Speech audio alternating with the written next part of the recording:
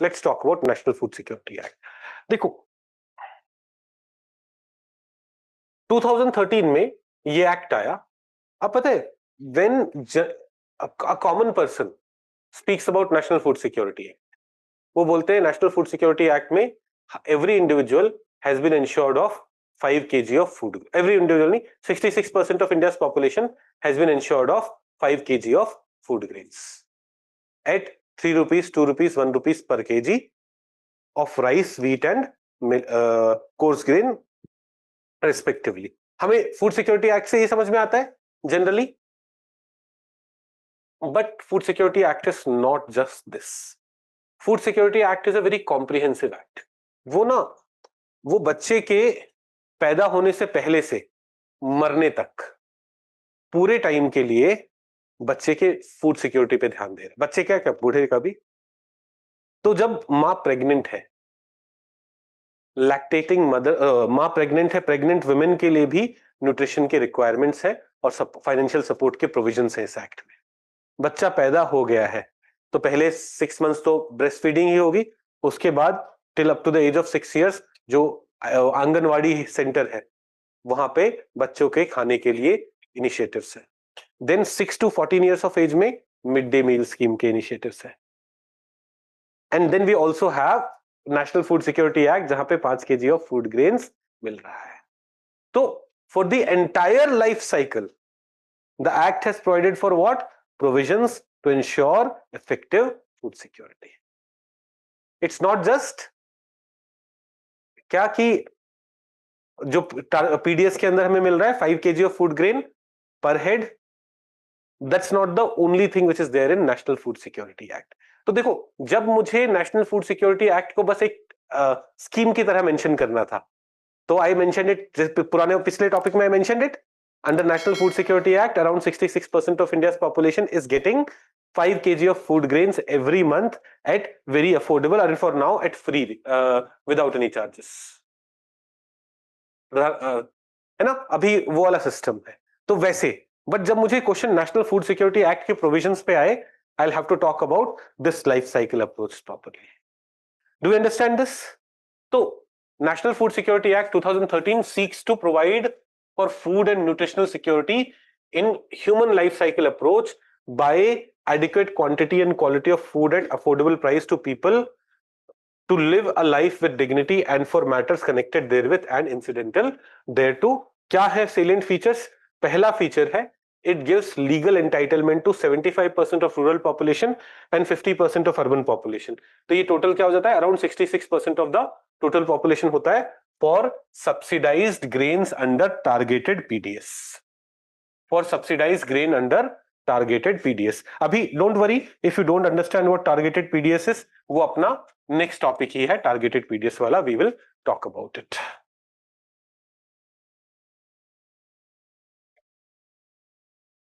तो first thing that it is providing for is what?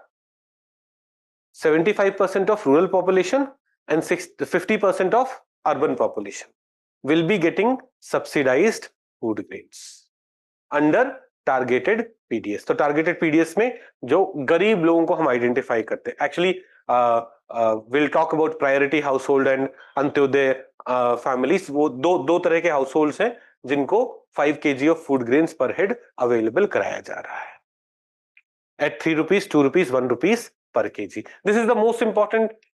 ये सबको समझ में आ रहा है? पहला पॉइंट सबको समझ में आ रहा है? क्लैरिटी है सबको? This is the most important provision of National Food Security Act।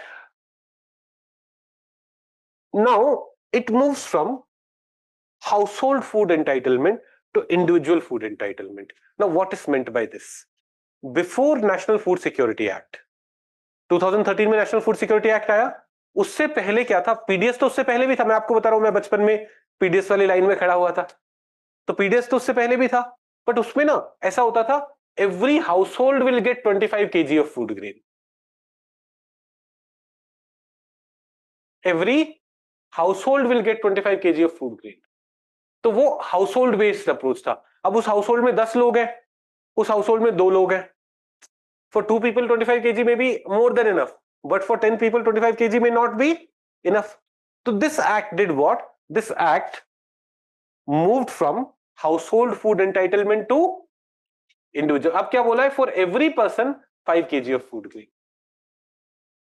क्या बात समझ में आई? Every individual is entitled to 5 kg of rice, wheat or coarse cereal a month at rupees 3,2 and 1 per kg. The beneficiary is identified by the state government based on the parameters decided by the center. कैसे beneficiaries identify होंगे? Now एक और interesting चीज है जो हमें याद रखनी है. For अंत्योदय अन्न योजना families, the entitlement will remain 35 kg of food grain. अब ये क्या है थोड़ा समझते हैं. 2013 में ये एक्ट आया. क्या बोला गया कि यार for every individual 5 kg of food grain is available. इससे पहले क्या चल रहा था? Under targeted PDS there were above poverty line families, there were below poverty line families, and below poverty line families में भी there were some Antyodaya Anna Yojana AAY families. AAY families की condition बहुत ज्यादा खराब थी. तो below poverty line families were getting 25 kg of food grain. फिर से समझो, मैं बता रहा हूं 2013 एक्ट से पहले क्या सिनेरियो था. 2013 से पहले क्या सिनेरियो था?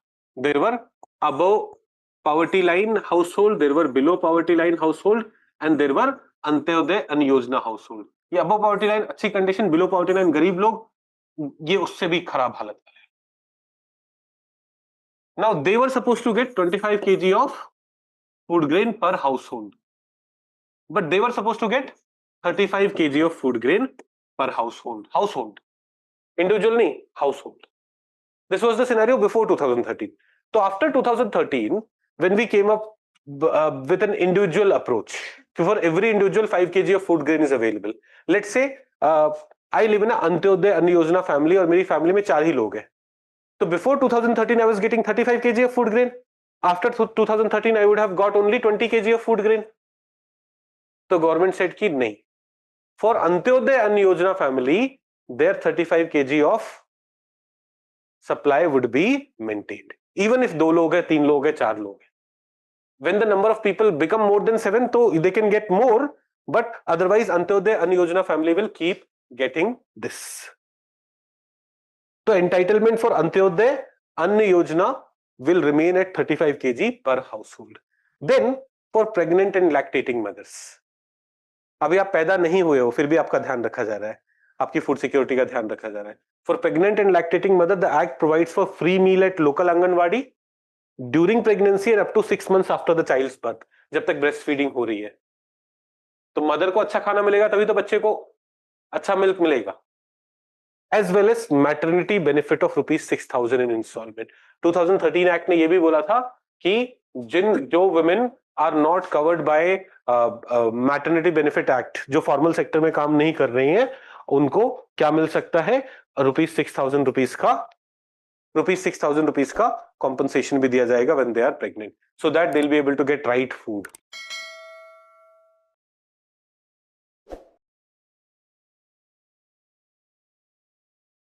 $35, 4 है तब भी 35, 2 है तब भी 35, 1 है तब भी 35, बट 8 हो गए तो 40. समझ में आया? अब अंत्योदय में खोई रह गई, आगे बढ़ो, है ना? अभी समझ में आ रहा है क्या बता रहे हैं हम कि लाइफ साइकिल अप्रोच देखो. विमेन प्रेग्नेंट है, डिलीवरी हो गई है, दूध पिला रही है, पूरे टाइम क्या होगा? आंगनवाड़ी में उनको खाना मिल रहा होगा. अब देखो, अगर these schemes are actually effectively implemented, मैं हमेशा बोलता हूं ना, एग्जीक्यूशन ज्यादा जरूरी है. हम किस पे फोकस ज्यादा करते हैं? सबसे अच्छा प्रोग्राम हो. सबसे अच्छा प्रोग्राम से ज्यादा इंपॉर्टेंट है इंप्लीमेंट अच्छे से. राइट? ऑलरेडी हमारे देश में कोई भूखा मर ही नहीं रहा होता अगर ये सारे स्कीम्स अच्छे से इंप्लीमेंट हो जाए. तो 5 kg फूड ग्रेन तो सबको मिल ही रहा है. 5 kg फूड ग्रेन तो सबको मिल रहा है.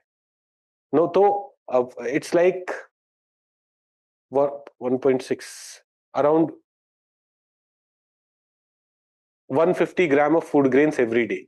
ये तो सबको मिल ही रहा है. This is the scenario. तो कोई भूखा नहीं मर रहा होता. उसके अलावा we have what? Lactating mothers, pregnant women, उन सब के लिए. Then for children below 6 months exclusive breast feeding है, तब तक तो माँ को खाना मिल रहा है, सो दैट ब्रेस्ट फीडिंग अच्छी सी हो. Then 6 months to 6 years the age guarantees the scheme, the act, यहाँ पे the act guarantees a age appropriate meal free of charge through local anganwadi. Then 6 to 14 वाला जो बच्चा है उसको मिड डे मील स्कीम में बेनिफिट मिल रहा है. बात समझ में आई? Do you see this life cycle approach? Will you be now when someone asks you about National Food Security Act, you will not just speak about 3 rupees, 2 rupees, 1 rupees per kg में 5 kg food grade. नहीं, वो तो गांव में किसी को भी पता है. National Food Security Act provides for these dimensions also. Plus it says that at state level create a state food commission so that it will look after the monitor and evaluate the implementation of the act and will inquire into violations of the entitlement. In case किसी को अपना हक नहीं मिल रहा है, I am supposed to get, let's say in my household there are 5 people, we are supposed to get 25 kg of food grain per month. Suppose we are not able to get it for some reason, there should be food security allowances. I do not know किसी को आज तक food security allowance मिला है. Law says that should be there. Then Schedule 3 of the Act also lists various provisions for advancing food security. Agriculture को revitalize करना, procurement को improve करना, storage को improve करना, other provisions like drinking water, sanitation, health care, adequate pension for senior citizens, persons with disability and single women. ये सारी चीजें भी क्या important है? किस लिए important है? Food security ensure करने के लिए important है. तो नेशनल फूड सिक्योरिटी एक्ट का परफॉर्मेंस कैसा है? तो for now it is being implemented in all 36 states and union territories of the country. In some places जैसे चंडीगढ़ में, पुदुचेरी में, urban areas of Dadra and Nagar Haveli में the act is being implemented in direct benefit transfer mechanism. What is direct benefit transfer mechanism? Rather than you being able to buy food grains at 3 rupees, 2 rupees, 1 rupees per kg, they are saying तुम market से खरीद लो. Market में let's say wheat is available in 22 rupees per kg. Government is saying कि तुम market से खरीद लो, 2 रुपए तो तुम्हें वैसे भी देने थे, 20 rupees कौन दे देगा? हम दे देंगे तुम्हें थ्रू डायरेक्ट कैश ट्रांसफर. तो इससे गवर्नमेंट को प्रोक्योरमेंट, स्टोरेज का वेस्टेज रिड्यूस हो गया ना. तो in some places this is also being tested. तो how has it contributed to in reducing hunger? How has the scheme contributed? तो the act has led to increase food availability and it is visible from the increased government food subsidy burden also. By continuing with special provision for AAY, it has ensured that the weaker section is able to get extra benefit. By taking a life cycle approach, it has ensured right from pregnancy to the death of a person, some food is available. With improved use of technology like Aadhaar based authentication, leakage is getting reduced. And now जैसे One Nation One Ration Card जैसे initiatives आ गए, उससे even the migrants would be able to get some advantages. But concerns है, concerns में जैसे fiscal burden, we've seen 2 lakh crore rupees का तो government का food subsidy burden हो जाता है. Leakage and siphoning remains a major issue. Even today, when situation has improved, आज से 20 साल पहले situation was devastating. Even today, when situation has improved, there is still a lot of leakage. इसके लिए बहुत सारे initiatives लिए जा रहे हैं. जैसे दिल्ली में they had come up with the initiative of doorstep delivery, या फिर computerization, effective grievance redressal mechanisms. These are certain things, but even then leakage remains. Identification of beneficiary suffers on many occasions you will see कि in rural India a well-off household has these benefits and a weaker section, a person who is from the weakest of the section, उसका क्या, उसके documents ही नहीं बन पा रहे, उसको उसका राशन कार्ड ही नहीं बन पा रहा है, वो इधर से उधर भटक रहा है. ये in rural India is very very common. तो this is an issue. Infrastructure issues are there. जैसे because of Food Corporation of India not having proper infrastructure, there's a lot of spoilage, delays, which creates issues. Then Aadhaar related challenges are emerging. अब Aadhaar based authentication जब होता है तो कई लोग जैसे labour class वाले लोग हैं, उनके ना वो फिंगरप्रिंट इफेक्टिवली काम नहीं करते. इन रिमोट एरियाज कई बार इंटरनेट अच्छे से काम नहीं करता, कई बार इलेक्ट्रिसिटी अवेलेबल नहीं है.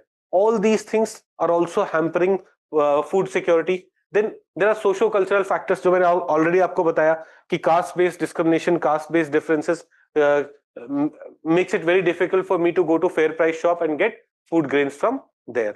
तो क्या करना चाहिए? सबसे पहले देखो फिस्कल बर्डन बहुत ज्यादा है, 2 lakh crore rupees every year only for food subsidy, and that too ऐसा होता है 2 लाख करोड़ रुपए खर्च करने के बाद कि everyone in the country is getting food, no one is begging for food. आप दिल्ली के रोडों पे ही चले जाओ, लोग भीख मांगते दिख जाएंगे। तो समझ में भी आ रही थी बात, अभी वो सिनेरियो नहीं है ना? तो it means a lot of this money is getting wasted, we have to rationalize it. एक शांता कुमार कमेटी का रिकमेंडेशन था कि यार we do not need to cover 67% of country's population, perhaps 40% of the population needs this kind of support, reduce the coverage first.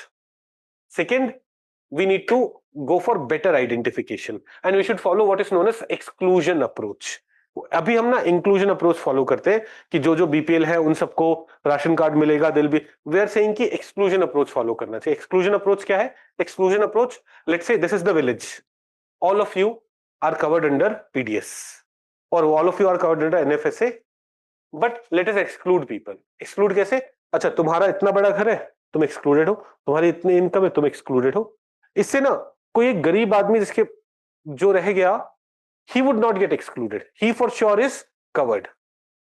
This would lead to what? This would lead to the most vulnerable groups remaining in the scheme, benefiting from it, and the well off one जिसकी हवेली होगी गांव में।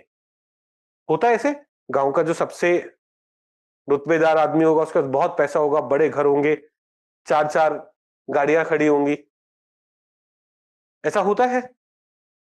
They should not be getting those benefits. Okay, so we need to work on that, combating leakage. इसमें automation, computerization, strict action against people who are involved in it would play an important role. Improving infrastructure, addressing Aadhaar issues, ये सारी चीजें अपन ने पिछले वाले topic में जब हम फूड सिक्योरिटी पढ़ रहे थे करी है। Okay, so this was, I hope if a question on when a question on food security is asked, you'll be able to define what food security is and you'll be able to talk about all other dimensions associated with food security.